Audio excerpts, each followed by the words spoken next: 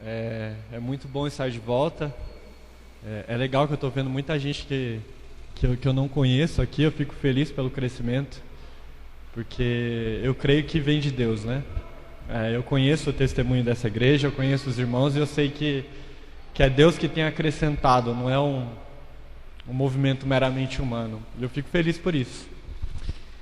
Bom, para quem não me conhece, meu nome é Ismael. Eu sou do interior de São Paulo, de uma cidade chamada Indaiatuba, que fica ali perto de Campinas. Em 2015 eu mudei para Belo Horizonte. Para Belo Horizonte não, para Minas, né? Para Santa Luzia, para estudar num seminário chamado CTMDT, e foi lá que eu conheci o David.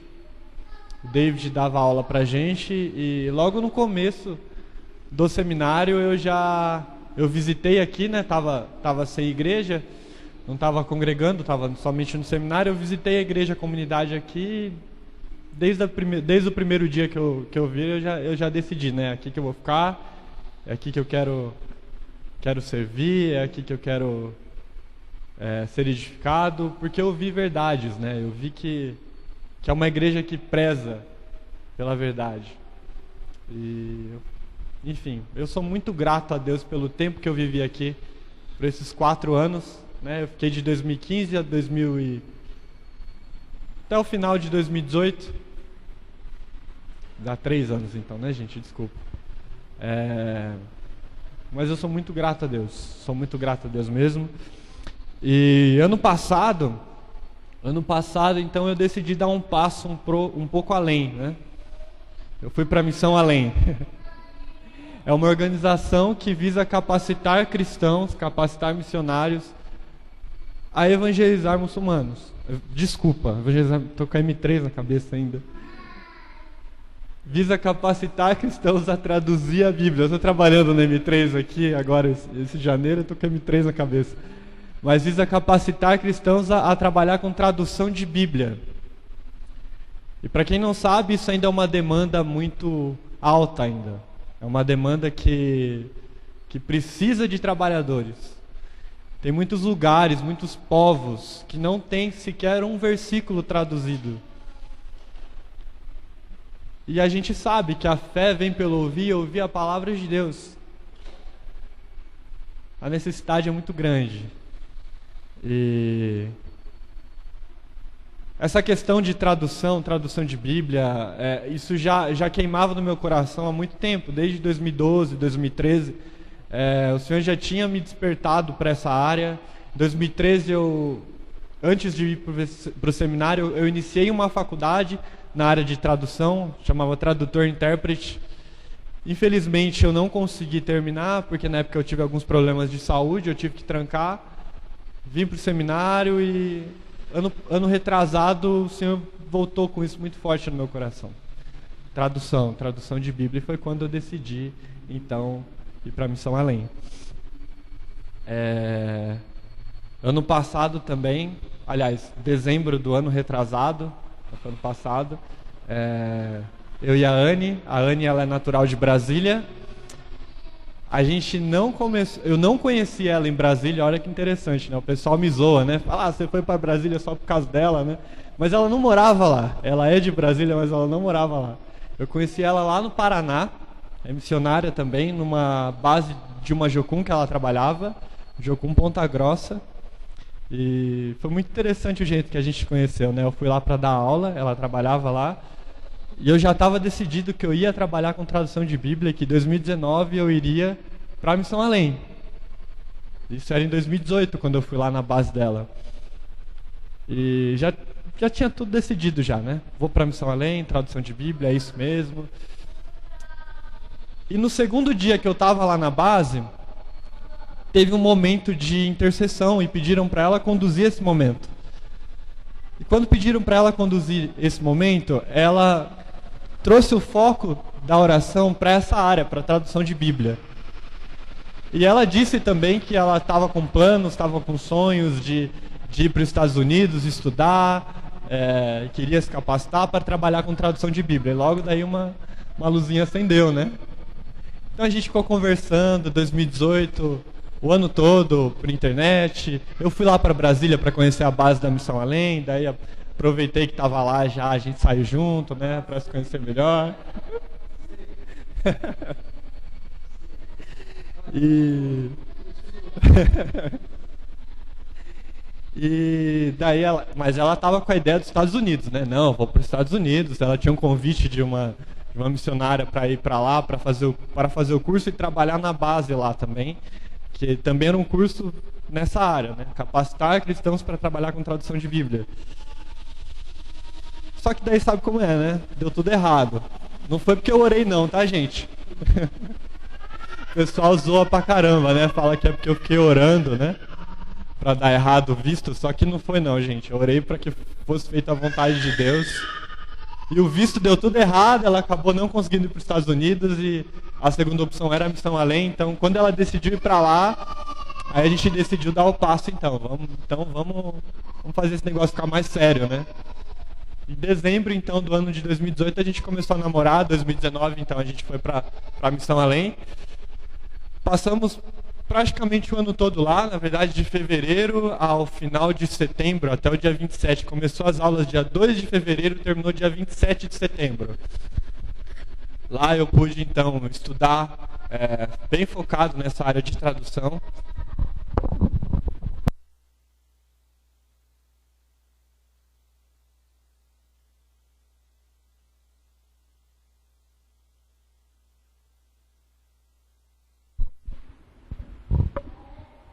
Então lá eu pude estudar mais, né, sobre essa área de tradução, pude aprender muita coisa.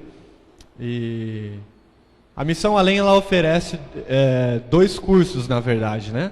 É o curso de tradução e o curso de educação intercultural, que é um outro curso também que visa capacitar cristãos a trabalhar com educação, alfabetização, em outras culturas até, não somente na cultura onde ele está inserido, a cultura dele. E eu tive o privilégio então de fazer a habilitação para a tradução de Bíblia e também para a educação intercultural. Então foi de 2 de fevereiro a dia 27 de setembro. Depois a gente teve uma semana de recesso e a gente foi para o prático. O prático foi lá no Pará, numa tribo indígena, os Paracanãs da etnia. E é bem distante da cidade, para vocês terem noção, era 6 horas de barco. A gente chegou lá na cidade de São Félix do Xingu, que é a cidade mais próxima que tem dos Paracanãs, dessa reserva indígena. De lá a gente pegou um barco, né, e andamos 6 horas, rio adentro. Eu ia falar mar adentro, só que é rio, não é mar não, gente. O rio Xingu. E lá a gente ficou hospedado numa ilha, né, a gente não ficou todo o tempo na tribo indígena, a gente ficou hospedado numa ilha onde um casal de missionários moram, que fica bem perto da reserva indígena, né? Fica uns 10 minutos de barco, mas eles construíram uma casa, não construíram dentro da reserva, construíram numa ilha lá. E a gente ficou hospedado nessa ilha durante 5 semanas. E depois, foi isso, né, mano? 5 semanas, 6 semanas, 6, 7 semanas, né? A gente ficou hospedado lá, tendo um contato um pouco superficial com os indígenas da área, mas lá a gente estava tendo aula, a gente pôde servir uma família de ribeirinhos também. E depois desse tempo que a gente ficou lá nessa casa junto desses missionários, a gente foi então para a aldeia.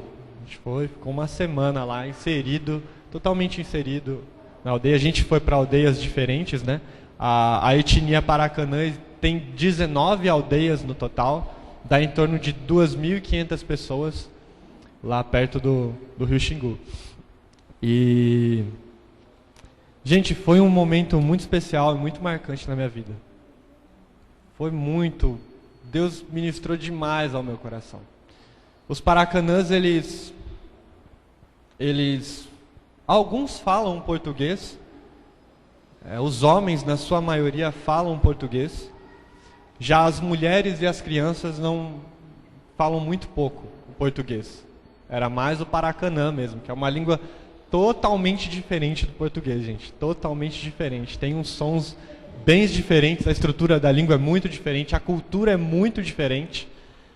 E esse período que eu estava lá, eu pude ajudar um pouquinho nas escolas que tem lá, né? Pude ministrar um pouquinho para as crianças, falar um pouquinho, contar algumas histórias bíblicas, tocar uns louvores e dar aula mesmo sobre assuntos diversos também, desde tipo educação física a higiene, né?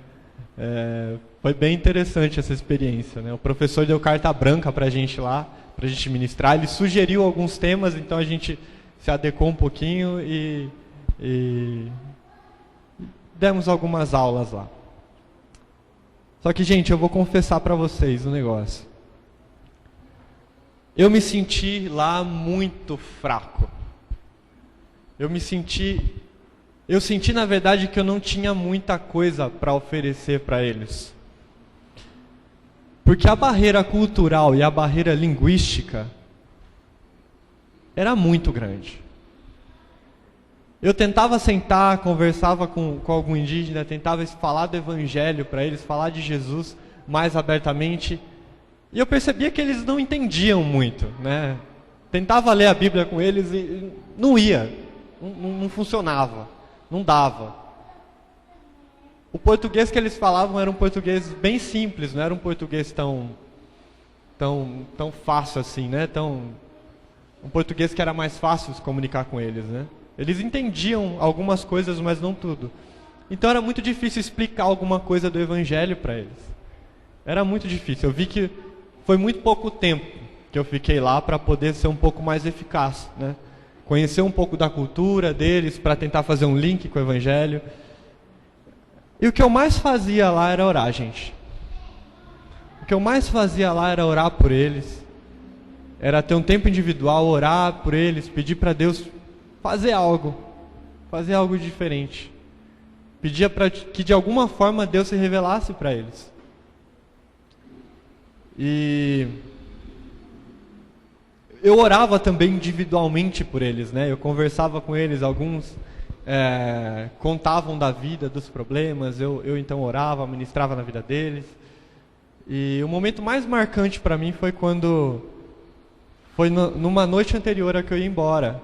Na verdade, uma noite não. Era sexta-feira de noite e eu ia embora no domingo de manhã. Eu estava lá no lugar onde eu estava dormindo, né? Era num puxadinho de palha, não tinha parede, nada, mas era um puxadinho de palha, a gente estendeu a rede e estava dormindo por lá.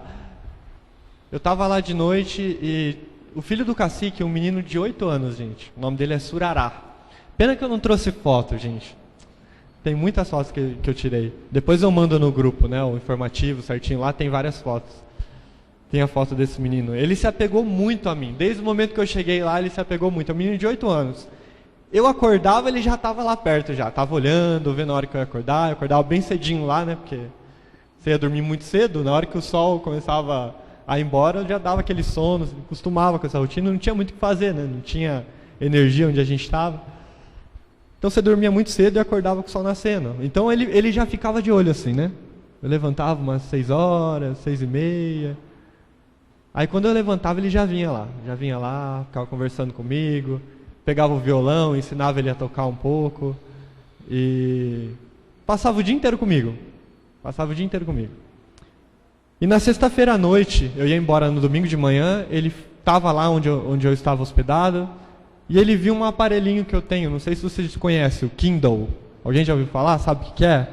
Para quem não sabe, eu vou explicar. Ele parece um tablet. Só que ele é só para leitura. É muito bacana esse aparelho, né? E eu expliquei para ele, olha, isso aqui é uma biblioteca digital. Isso aqui tem vários livros, e eu falei, inclusive é aqui que eu leio a Bíblia. Ele olhou para mim e falou, olha, lê para mim então, lê a Bíblia para mim. Eu fui lá, abri em João 3, aquele texto clássico, né, que a gente usa para evangelizar as pessoas, comecei a ler para ele. E a versão era João Ferreira de Almeida, revista atualizada. Não é uma versão tão fácil assim, né? Pois é. Eu comecei a ler e eu percebi que ele não estava entendendo nada, gente. Pô, é difícil pra gente, né? Eu tentava ler e explicar. Percebi que ele não estava entendendo nada. Ele olhava pro alto, ficava olhando pro lado. Aí ele me interrompeu. Ele me interrompeu no meio da leitura e falou, tem a história de Moisés? Lê pra mim a história de Moisés. Aí porque, gente, lá é muito precário algumas coisas, só que televisão tem, tá, gente? De noite tem um gerador lá, a combustível que ele liga, então eles têm TV lá de plasma enorme, né? Isso tem. Interessante isso, né? Não tem muita coisa. TV lá de plasma tem. Pelo menos na tribo que eu tava. Não sei na tribo que ela ficou, né? Que a gente ficou em tribos diferentes. Então eles assistiram a novela da Record, né? Aquela novela que conta a história de Moisés, o Êxodo, né? Eles assistiram, por isso que ele conhecia a história. E ele pediu para eu ler, então, a história de Moisés. Eu fui lá, abri em Êxodo, comecei a ler, tentava ler, explicar para ele, né? Intercalando. Mas mesma coisa, gente, ele ficou olhando para o lado, ficou olhando para cima. Eu falei, gente, não está rolando, não está funcionando. A barreira linguística era muito grande. Aí ele me interrompeu e falou, viu, você pode me ensinar a ler? Porque eu quero ler a Bíblia na minha língua. E eu ia embora, gente, no domingo de manhã. A etnia Paracanã tem partes da Bíblia traduzida já. Esses missionários que receberam a gente, eles começaram um trabalho, eles traduziram porções do Novo Testamento e do Velho Testamento. Tem um trabalho em andamento de tradução lá já, desde a década de 90. Então tem alguma coisa já lá, né? E ele pediu para eu ensinar ele a ler. Eu ia embora no domingo de manhã, era sexta-feira à noite. Eu me senti com as mãos amarradas mais uma vez, tipo, nossa, o que eu posso fazer? O que eu posso fazer por você? Esse era o meu sentimento. Não tenho nada para te oferecer. O que eu posso fazer é orar por você. E até hoje eu oro muito por eles, oro pelo Surará, especialmente, que é um menino que eu amo, que eu tenho saudade dele, né? E tudo isso, gente, me leva a um texto que eu quero que vocês abrissem agora. Lá em 2 Coríntios 12.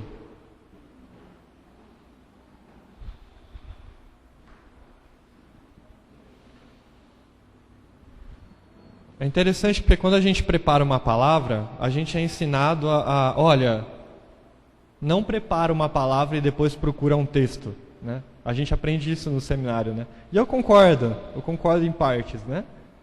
É verdade. Muitas vezes a gente prepara, eu já ouvi gente falar, olha, eu já tenho uma pregação pronta, só falta o texto. É complicado isso, né? A gente é ensinado, eu acredito que é o mais comum e o mais correto é a gente ler a Bíblia, ler a palavra de Deus e dela tirar uma mensagem, e não tentar encaixar o texto bíblico na nossa mensagem, né? Mas olha, acho que de vez em quando isso acontece. De vez em quando você está vivendo uma parada diferente e você vai ler a Bíblia e você fala, nossa, é isso que eu estou vivendo? Caramba! É por isso que eu estou passando.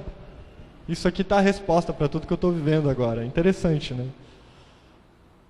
E esse texto aqui tem mexido muito comigo, tem falado muito comigo.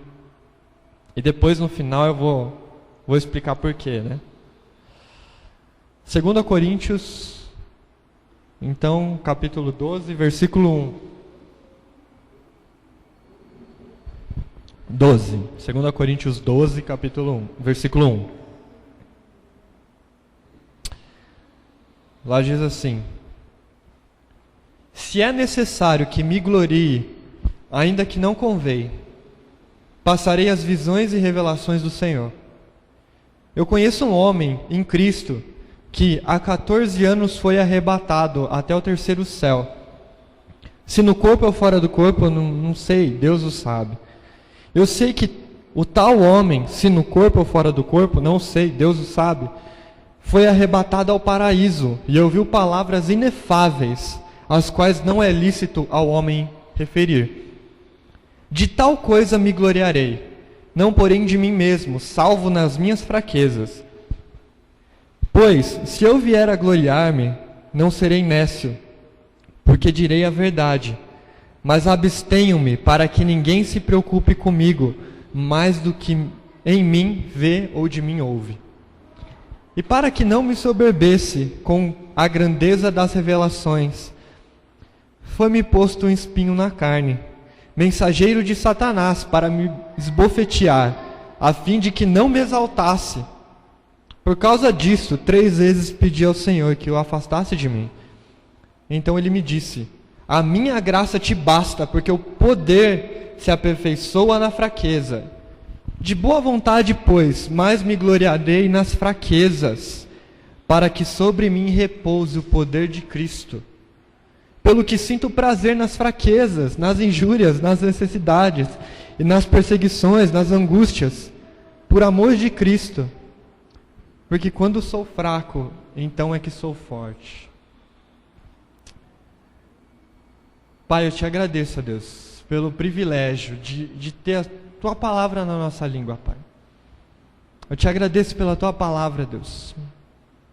É através dela que o Senhor fala com a gente. É através dela que o Senhor nos santifica. É através dela que o Senhor nos coloca no caminho certo, Pai.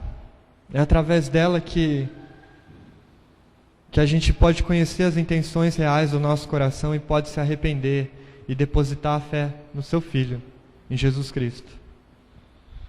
E eu te peço, a Deus, que o Senhor continue falando. Eu sei que o Senhor já está falando com a gente nessa manhã, mas eu te peço que o Senhor continue ministrando ao nosso coração, Pai. Venha nos corrigindo, venha nos santificando, venha nos edificando, Pai. Em nome de Jesus, Pai. Em nome de Jesus. Amém. Bom, essa carta, a segunda carta aos Coríntios, quem escreveu foi o apóstolo Paulo, né? Foi o apóstolo Paulo para o povo de Corinto, para a igreja que estava em Corinto. E a segunda carta que a gente tem registro aqui na Bíblia, a segunda carta de Coríntios, ela foi escrita com um determinado objetivo. O objetivo principal da carta de Coríntios, a segunda carta aos Coríntios, era Paulo defender o seu ministério, porque ele estava sendo difamado naquela igreja. Estavam difamando o ministério, o apostolado dele por lá, por uma série de razões. Existiam falsos mestres e falsos apóstolos que queriam tirar proveito daquela igreja, que queria tirar proveito, que queria sugar o dinheiro, queria, que o ego deles fosse alimentado também, queriam ter altas posições na igreja. Então, para isso, eles difamavam Paulo e botavam em xeque tudo que Paulo tinha pregado. Eles tinham inveja de Paulo. Então eles difamavam muito a Paulo, e Paulo escreveu essa carta porque alguns irmãos das igrejas de Corinto estavam dando crédito a esses falsos mestres, né? E a igreja de Corinto, se a gente for ler também a primeira carta, a gente percebe que ela é uma igreja que tinha muitos dons. E Paulo dedicou uma grande parte da primeira carta aos Coríntios a instruir o povo a como se deve se portar com esses dons, né? Os dons, eles não devem ser motivo de orgulho. As pessoas não podem usar o dom como uma plataforma para se orgulhar, né? Paulo deixa isso bem claro. Olha, gente, na verdade o testemunho de vida é muito mais importante do que os dons, né? Paulo deixa isso claro lá em Corinto. E a gente percebe que a igreja de Corinto é uma igreja carnal. Ela é uma igreja carnal que, na primeira carta, Paulo até cita que tinha um cara lá que era da igreja, que ele estava dormindo com a madrasta dele. E que a igreja aceitava isso de boa, né? Paulo, então, corrige enfaticamente a igreja. E é nesse contexto, é para essas pessoas que Paulo escreve, então. Então, a carta, se você pegar para ler, ela tem um tom um pouco severo até, né? E ele começa então, esse trecho que eu li aqui no capítulo 12, ele começa dando um testemunho. Ele começa contando uma visão que ele teve. Só que ele faz isso com muita relutância, né? Ele começa, olha, se é necessário que me glorie, ainda que não convém, passarei as visões, as revelações do Senhor. A igreja de Corinto parece que estava mal educada ainda. Estava mal educada no Evangelho. Que ela dava muito crédito para quem tinha visões, ou supostas visões, né? Fala, olha, eu não convém, mas ainda que me glorie por vocês, então eu vou contar uma parada que aconteceu comigo. Aí ele fala até com muita relutância em terceira pessoa aqui, né? Conheço um homem, só que a gente entende que mais para frente ele está falando dele mesmo, né? Se a gente continuar lendo. Fala, olha, eu conheço um homem em Cristo que há 14 anos foi arrebatado até o terceiro céu. Se no corpo ou fora do corpo, eu não sei dizer. Eu sei que tal homem foi arrebatado ao paraíso e ouviu palavras inefáveis, as quais não é lícito ao homem referir. Então ele conta, olha, eu tive uma visão, fui arrebatado até o terceiro céu, até o paraíso, né? Terceiro céu é uma expressão hebraica para paraíso, né? Hebraica não, grega. Para paraíso. Por isso que ele fala terceiro céu. Então ele conta, olha, eu tive uma visão, fui até o terceiro céu, eu vi coisas que, olha, eu nem vou pronunciar para vocês porque são coisas inefáveis. São coisas que eu não fui autorizado a dizer. São coisas extraordinárias. Ele fala até que são coisas ilícitas a ser dita, né, para o homem. E isso me faz pensar, gente, um pouco, né? Isso me faz pensar um pouco na igreja de hoje, né? O que a gente pode aprender com isso? Não sei se vocês já teve em contato com livros, né? Tipo, a divina revelação do céu, a divina revelação do inferno, não sei do que, pessoas dando testemunho, tipo, eu fui para o céu e eu vi coisas e vai contando. Gente, o apóstolo Paulo, ele foi até o paraíso e ele disse, olha, gente, não me é lícito dizer, não me é lícito contar as coisas que acontecem por lá. Gente, se Paulo disse isso me faz botar muito em dúvida essas revelações, né? Isso me faz botar, será que é verdade mesmo, né? Será que a gente deve dar crédito para esse tipo de coisa? Isso me faz pensar um pouco. E, enfim, o texto continua, né? E ele diz então no versículo 5, de tal coisa me gloriarei, não porém de mim mesmo, salvo nas minhas fraquezas. Ele diz, olha, então tá, se vocês querem que me dar crédito pelas minhas revelações, pelas minhas visões, pelos meus dons, tá, então eu vou me gloriar. Olha, eu não fico muito atrás desses mestres, desses falsos mestres, desses falsos apóstolos. Eu também tenho os dons, eu também tive revelações, e olha que extraordinária a revelação que Deus me deu. Eu fui até o terceiro céu. Se vocês querem ouvir isso, se vocês querem que eu conte isso para que vocês me dê crédito, então tá, então eu conto, com muita relutância, mas eu conto então. Eu não fico muito atrás desses falsos mestres, desses falsos apóstolos. E ele continua o texto, e ele diz que, olha, de tal coisa me gloriarei, não porém de mim mesmo, salvo nas minhas fraquezas. Salvo nas minhas fraquezas. Então Paulo se gloriava na verdade das fraquezas dele. Mais para frente a gente vai se debruçar sobre o que são essas fraquezas, né? Tem muito debate o que é e o que não é. Por que Paulo se glorificava das fraquezas dele, né? Parece até contraditório isso. Pois é, mas eu acho que a gente deve também nos gloriar das nossas fraquezas.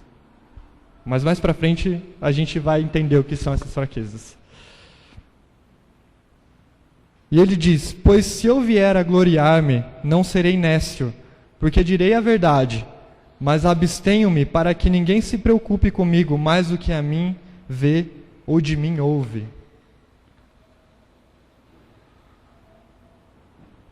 Então Paulo, o argumento dele aqui, olha, ele fala, olha, se eu vier a gloriar-me então por essas revelações que eu tive, na verdade, eu não vou ser nécio, porque é verdade, eu vi tudo isso. É uma experiência real que eu tive com Deus. Deus me mostrou isso. Aí ele fala, né, porque é a verdade. Então ele dá a entender que essas revelações que esses falsos mestres e que esses falsos apóstolos tiveram, na verdade não era verdade, né? Porque ele diz, a minha revelação é verdade. Ele é bem enfático a isso. Então, ele dá a entender que esses falsos mestres, esses falsos apóstolos, na verdade, contavam mentiras, né? Contavam essas supostas revelações que eles também tinham para se gloriar e para ganhar crédito da igreja, né? E Paulo diz, olha, eu conto isso com muita relutância, porque eu não quero que vocês me coloquem num pedestal e deem crédito para a minha palavra por conta das visões que eu tive. Ele diz, olha, mas abstenho-me para que ninguém se preocupe comigo mais do que em mim vê ou de mim ouve. Então Paulo, na verdade, queria que as pessoas acreditassem na mensagem dele, queria, na verdade, que as pessoas dessem crédito para o ministério dele e para o apostolado dele, por conta do testemunho dele, e não por conta dos dons, mas por conta do testemunho de vida, aquilo que as pessoas conseguiam ver nele, e também as coisas que as pessoas poderiam ouvir dele, a mensagem que ele trazia. Fala, olha, não deem crédito para mim por conta das revelações, mas sim pelo meu testemunho de vida e pela minha mensagem, pela mensagem que eu prego. E isso é bem interessante, gente. A gente deve dar créditos para pregadores e mestres por causa do testemunho de vida deles e por conta da mensagem que eles trazem. Não por conta dos dons espirituais.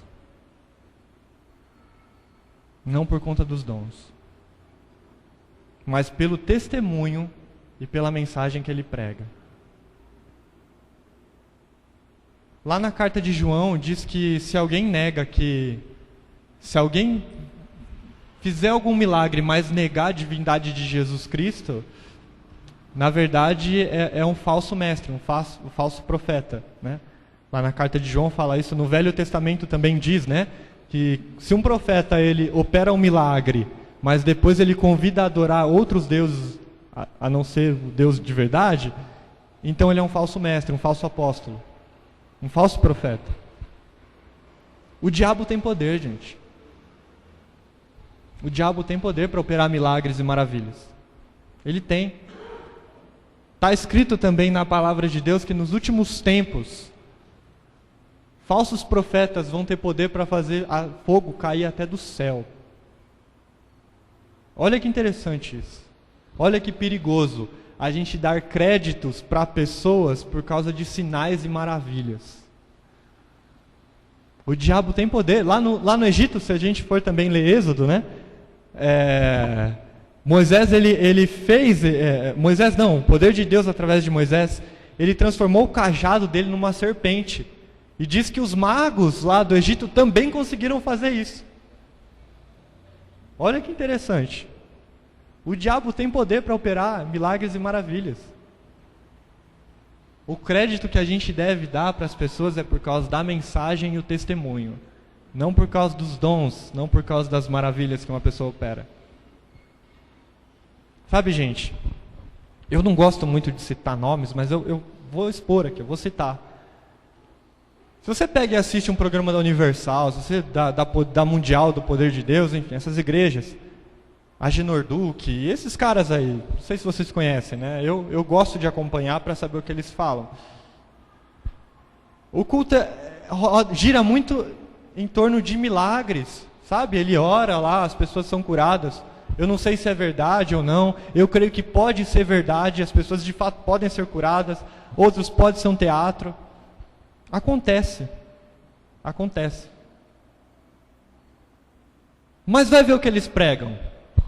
Gente, é muito antibíblico, é muito anticristão. Sabe, vem aqui, dá o seu dinheiro, assim você vai ser salvo, assim você vai ser abençoado, só assim. Se você não dá o trízimo, né, aquele Valdemiro Santiago lá da Mundial, ele falou, você tem que dar 10% para o Pai, 10% para o Filho, 10% para o Espírito Santo. Né? Então as pessoas têm que dar o trízimo lá, né? E ele ora, as pessoas são curadas, supostamente. Eu não sei se é verdade ou não, mas isso não importa tanto. Eu acredito que até pode ser verdade algumas vezes, mas é porque o diabo tem poder mesmo. E o diabo usa desses sinais para ludibriar o povo de Deus. Dê créditos pelo testemunho e pela mensagem, não pelos dons espirituais, mas é para isso que a gente deve dar crédito. E Paulo, ele diz isso no versículo, olha, eu quero que vocês me deem crédito pelo que vocês podem ouvir de mim e ver, só. Eu estou contando isso com muita relutância, mas é que só assim parece que vocês me ouvem, né? Só assim que parece que vocês dão crédito à minha pregação. E a gente continua aqui o texto, versículo 7.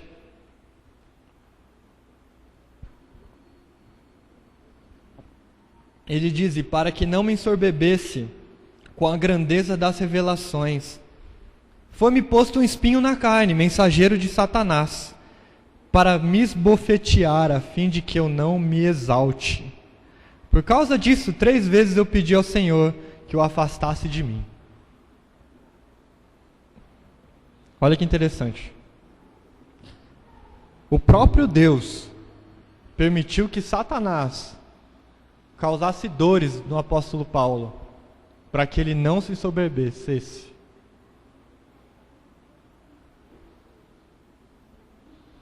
Eu vou repetir.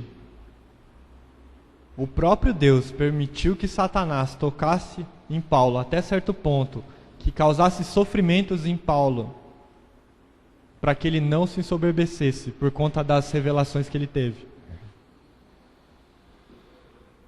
Gente, Deus é soberano.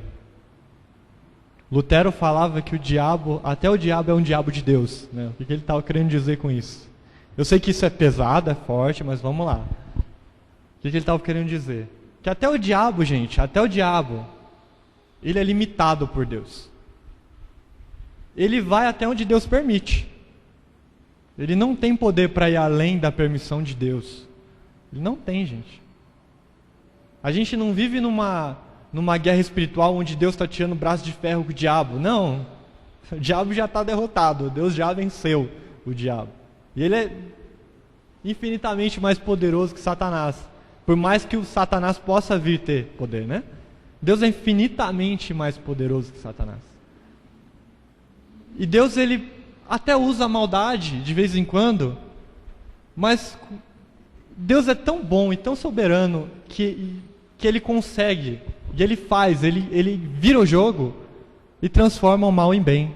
Transforma os males causados por Satanás ou pelo mal em bem. A gente vê isso em vários livros da Bíblia, né? Se a gente for lá ler em Gênesis, quando José é levado cativo, no final ele declara, olha, para os irmãos, né? Quando os irmãos deles se encontram com eles, né? José foi levado cativo, vocês conhecem a história, e ele diz, olha, eu vejo Deus nisso tudo. Eu vejo que Deus permitiu isso tudo. Eu vejo que Deus permitiu que vocês me vendessem, que eu sofresse no Egito, para que agora eu possa estar nessa posição aqui. Ele diz isso, eu estou parafraseando, tá, gente? Mas está lá em Gênesis. Deus, ele tem poder para usar o mal e transformar em bem. Ele faz isso. Em Jó também a gente vê isso, né? Em Jó é muito nítido isso. Jó é muito nítido. Deus permite que o diabo toque a Jó até certo ponto, limitando, né, o diabo, permitindo que ele não tirasse a vida de Jó, mas com um objetivo, que no livro a gente vê no final, que Jó declara, olha, antes eu conhecia o Senhor, só de ouvir falar, mas agora eu de fato o conheço. Então toda a maldade, Deus usa para um objetivo maior, e Ele é soberano, gente. Deus é soberano até sobre as maldades e até sobre o diabo. O mundo não foge do controle de Deus. Deus, ele está conduzindo a história da maneira que Ele quer. E a Bíblia diz em Romanos 8 que todas as coisas cooperam para o bem daqueles que amam a Deus. A Bíblia diz isso. E esse bem é ser transformado à imagem de Jesus, se a gente continuar lendo o texto de Romanos, né? Deus é soberano. Todas as coisas são todas as coisas. Até as coisas ruins, que a gente não quer passar, que a gente não quer viver. Tem um objetivo isso tudo, é ser transformado à imagem de Jesus. Ele quer que a gente se torne a imagem do seu Filho. Esse é o objetivo. Esse é o objetivo. Encare a vida dessa forma, vocês vão ver que faz muito mais sentido. E é muito mais leve. E vocês conseguem encarar o sofrimento com muito mais força. Deus é soberano, Ele é bom e Ele me ama. E faz sentido o que eu estou passando, por mais que eu não entenda. Faz sentido. Faz sentido. Encare a vida com essa ótica. Então, o texto diz, então, que Deus permitiu que o diabo causasse aflições, e Paulo chama de espinho na carne, né? E que ele fala que ele orou para Deus 3 vezes, né? 3 vezes é para mostrar que ele orou várias vezes, né? No grego, né? 3 vezes, quando você vê santo, santo, santo. No hebraico também, né? É um sinal de que são muitas vezes repetições sem fins, né? Não está preso a 3 vezes somente, né? Ele diz, então, dá a entender que Paulo orou incessantemente a Deus, para que Deus retirasse esse sofrimento dele. E a resposta era, olha, não, na verdade a minha graça te basta. E o meu poder se aperfeiçoa nas suas aflições, nas fraquezas. Deus respondeu isso para Paulo, né? Gente, Deus cuida de quem é filho dele. Deus cuida. Deus cuida. Um sinal de que uma pessoa, um sinal para mim muito nítido e muito claro de falso nascimento, de falso novo nascimento, de falsa conversão é soberba. Sabe, a gente como crente, como discípulo de Jesus, a gente pode ter uns ápices de soberba, né? E cada dia que passa eu percebo que quão soberba eu sou na verdade. Mas sabe aquela soberba que ela é exacerbada mesmo? Que você chega perto de uma pessoa e você consegue sentir assim, nossa, que pessoa orgulhosa. Né? Isso para mim é um sinal de falsa conversão, sinceramente. Porque a Bíblia diz que Deus ele não escuta o soberbo. Na verdade que Deus odeia a soberba, se a gente lê lá em Provérbios. Lá em Daniel 4:37, eu vou ler esse trechinho aqui, é Nabucodonosor dizendo, ele diz, agora pois eu, Nabucodonosor, louvo e exalço e glorifico ao Rei dos céus, porque todas as suas obras são verdades, e os seus caminhos juízos, e pode humilhar aos que andam na soberba. Nabucodonosor era o rei da Babilônia, e na época dele era o rei mais poderoso do mundo, e eu acredito que Nabucodonosor ele até era um servo de Deus. Deus até o convenceu ele do pecado e do juízo. E quando ele começou a se achar muito, Deus mandou uma loucura, ele enlouqueceu mesmo. Se você ler o capítulo 4, diz que ele começou a andar de 4 no meio do pasto e comer grama, né? Até ele entender, eu sou rei, eu sou o rei mais poderoso, mas perto de Deus eu não sou nada, eu sou criatura. E ele no final desse texto, desse capítulo 4, ele diz, olha, na verdade o rei mesmo é Deus, o rei dos céus. E ele humilha quem anda em soberba. Deus odeia a soberba, Deus odeia o orgulho, gente. Então, o apóstolo Paulo, ele enxerga esse cuidado de Deus. Ele enxerga esse cuidado de Deus. Esse sofrimento que estava sendo causado por Deus em Paulo, ele enxerga como um cuidado de Deus para a vida dele, para que ele não se ensoberbecesse, para que ele tivesse os pés no chão. E olha, eu sou muito usado por Deus. Eu sou muito usado por Deus. É verdade. Acho que ele pensava dessa forma.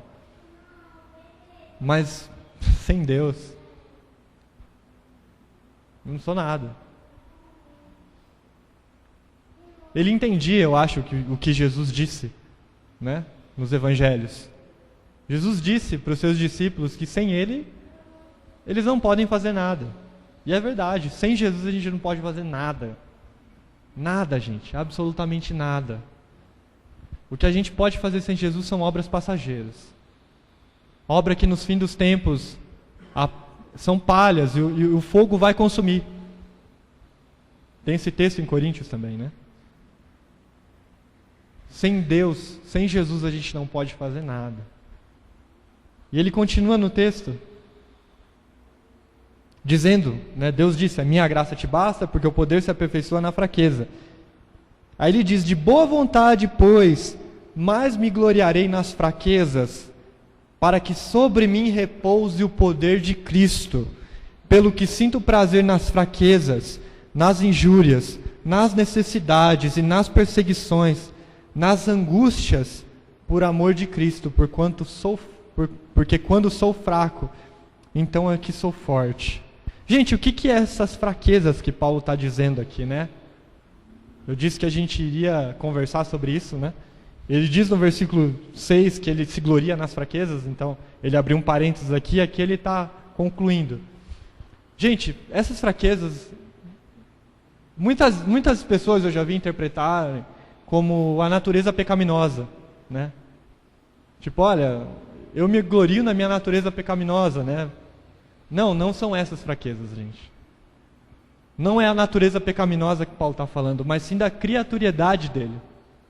A gente é criatura. Paulo se enxergava como criatura. Ele não era Deus. como criatura. E como criatura, a gente é frágil. A gente é dependente.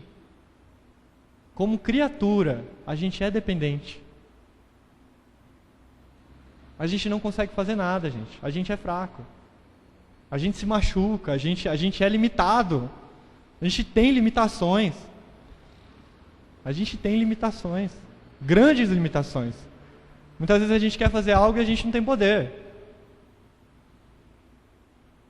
Mas a gente é criatura. A gente é fraco.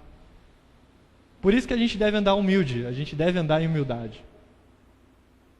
Nós somos fracos, né? Paulo se reconhecia por quanto sou fraco, então é que sou forte. Na verdade, gente, nós somos fracos. Todo mundo é fraco. O problema é que a gente não reconhece isso, de verdade. O problema é que a gente tem problema em reconhecer isso. A gente pode falar da boca para fora, eu sou fraco. E é verdade. Mas será que de fato a gente entende nossa fraqueza? O quão fraco a gente é? Será que de fato a gente entende?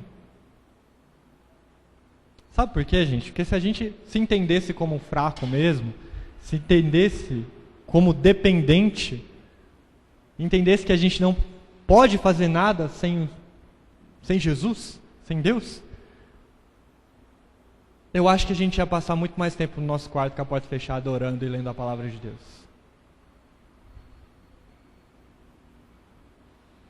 Eu acho que a gente ia passar muito mais tempo buscando a Deus. Se a gente se entendesse como fraco. Um sinal de que a gente não se enxerga como fraco é a nossa vida de oração, a nossa vida devocional. Gente, é uma luta para mim. Eu tenho uma vida devocional, mas eu sou falho. Às vezes eu não consigo tirar um tempo bom mesmo, um tempo de qualidade com Deus. Eu encho o meu dia de afazeres, mas na verdade são desculpas. Porque de fato, nosso coração não quer buscar Deus, né? Por isso a gente se enche de tarefa, a gente se enche de desculpa. Mas essa falta de busca por Deus, essa falta de ter uma vida de oração, uma vida de leitura devocional da palavra de Deus, isso demonstra o quão forte a gente pensa que a gente é. É a verdade. Se a gente se sentisse como fraco, a gente ia orar muito mais e depender muito mais de Deus. C.S. Lewis, ele tem uma frase muito interessante, eu gosto muito dessa frase. Ele diz que orar é para os fracos, e é por isso que eu oro. E é verdade. Orar é para os fracos, orar é para quem depende. Orar é para quem se enxerga como dependente e um servo inútil sem Deus. E é o que nós somos sem Deus. É o que nós somos. Como está a sua vida devocional? Como está a sua vida de busca a Deus? Isso revela muito. Revela muito da autoimagem que a gente tem. Isso revela demais. O quão forte a gente se acha ou o quão fraco a gente se acha. Paulo é um grande exemplo de uma pessoa que se reconhece como fraco, né? Ele mesmo instrui para orar sem cessar. Eu acredito que ele era um cara que vivia isso, dentro das suas limitações. Ele orava sem cessar. Sabe, gente? Quando eu falo até de oração, eu não digo somente do horário que a gente entra dentro do quarto, mas sabe, orações curtas diárias que a gente tem durante os nossos afazeres. Sabe, eu vou pegar o carro, vou dirigir, Deus me protege. Amém. Vou fazer uma refeição, Deus guarda se for fazer algum mal e eu te agradeço pela refeição, sabe? Orações simples até durante o nosso dia. O quão dependente de fato a gente é de Deus? O quão fraco a gente se acha?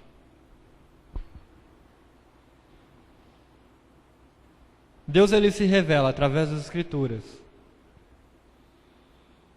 e mantém comunhão com a gente através das Escrituras e da oração. O quanto a gente lê a palavra de Deus revela também o quão fraco a gente se acha.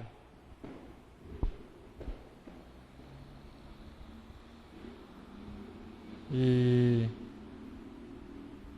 eu acho que eu vivi um pouco disso lá, sabe? Agora fechando, na aldeia, eu pude sentir mais na pele essa fraqueza. Eu pude sentir mais o quão dependente eu devo ser de Deus, ou sou de fato de Deus, sabe?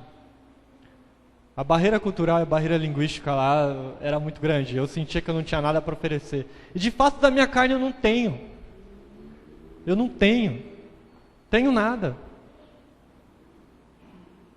Deus, ele pode usar o conhecimento que eu tenho, os dons que eu tenho? Sim, gente, pode, claro que pode.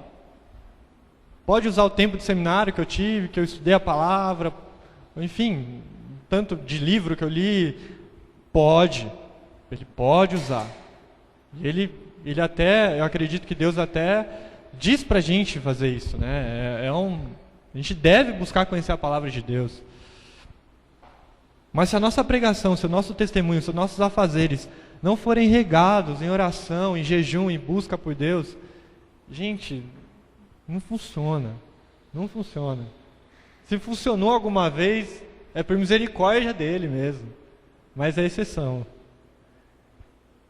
Eu gosto muito da história da igreja e quando eu leio sobre os homens de Deus que existiu nessa terra, sabe? Uma coisa em comum eles tinham: vida de oração, vida de busca. Eles tinham uma vida de consagração a Deus. Tem um personagem que eu gosto muito, né? Ele era um pastor de uma igreja. O nome dele é Jonathan Edwards, né? Acho que alguns já devem ter ouvido falar. E na biografia dele ele diz que ele separava o dia dele em 3 etapas. Era 8 horas de oração e de busca por Deus, leitura da palavra. 8 horas ele dedicava ao trabalho pastoral dele. E 8 horas ele usava para descansar e para ter comunhão com a família dele. Era assim que ele dividia o dia dele. Lutero também falava, olha, quando eu não tenho muita coisa para fazer, eu oro 2 horas por dia. Quando eu tenho muita coisa para fazer, eu oro 3. Porque daí eu sei que as coisas vão fluir melhor. E é verdade, gente. A gente é dependente de Deus. E eu pude sentir isso na pele, sabe? E eu acredito que não é só lá.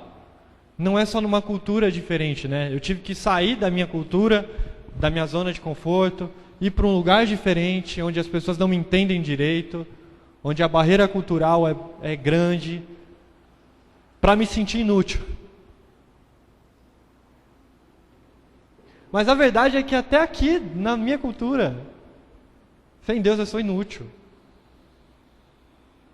Sem o Espírito Santo me capacitando e falando através de mim, eu sou inútil. É palha fazer as coisas com a força do nosso braço. Não funciona. Não é uma obra que vai permanecer. No fim dos tempos, Deus vai provar as nossas obras com fogo. E aquilo que for palha vai ser consumido. E aquilo que foi feito na força do nosso braço vai ser consumido. Não adianta, gente. Não adianta. Amém?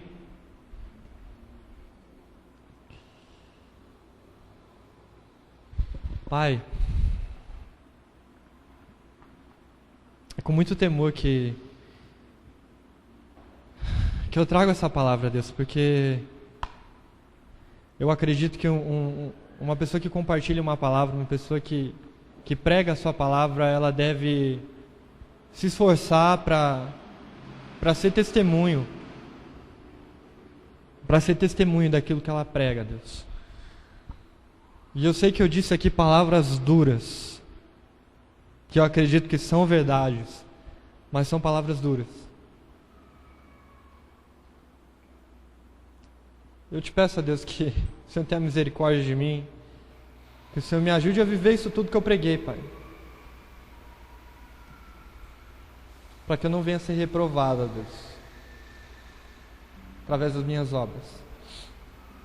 E eu te peço, ó Deus, que essa palavra não venha voltar vazia também, Pai. Que ela encontre aqui, Deus, terrenos férteis, corações que venham receber de fato essa palavra, Deus, e venham frutificar. Não deixe Satanás roubar, Deus, a semente que foi lançada. Não deixe que as perseguições por conta do Evangelho, Deus, venham sufocar essa semente. Que as preocupações do mundo, Deus, que as paixões do mundo não venham a sufocar essa semente aqui também, Pai,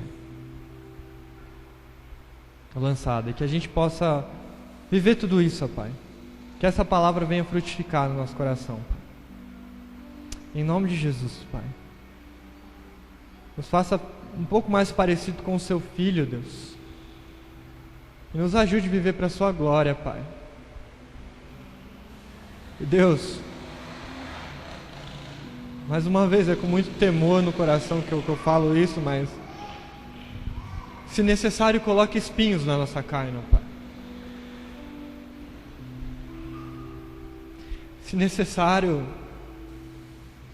nos machuque de vez em quando, Pai.